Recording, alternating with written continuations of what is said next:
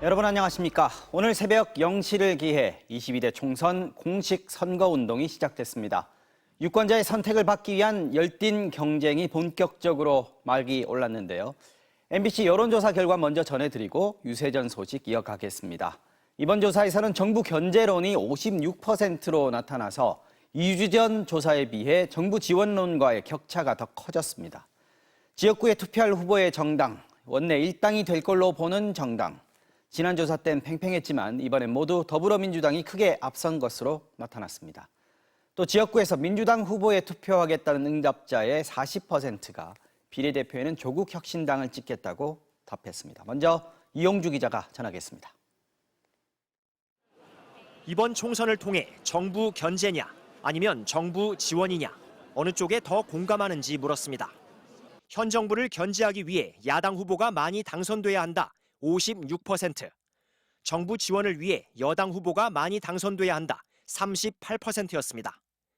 2주 전 조사보다 정부 견제 응답은 는 반면 정부 지원은 줄면서 격차는 18%포인트까지 벌어졌습니다.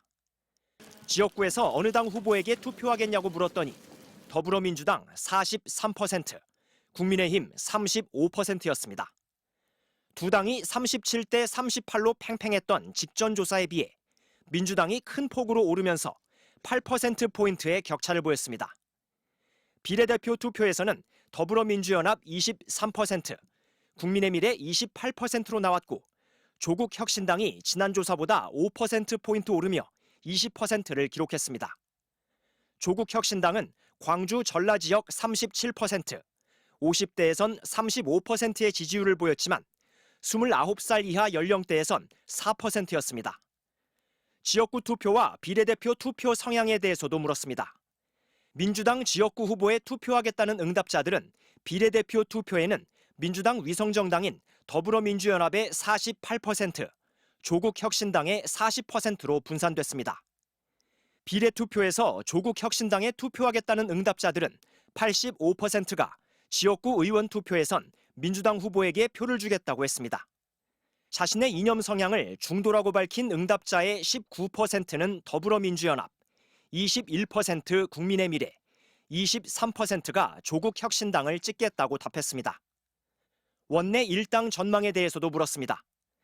민주당과 더불어민주연합이 49%, 국민의힘과 국민의미래 33%로 오차 범위를 넘는 격차를 보였습니다. 차이가 없었던 지난 조사 이후 민주당은 6% 올랐지만 국민의힘이 10%포인트 하락했습니다. 반드시 투표하겠다는 적극적 투표층은 78%, 가능하면 투표할 것이란 소극적 투표층은 16%로 나타났습니다.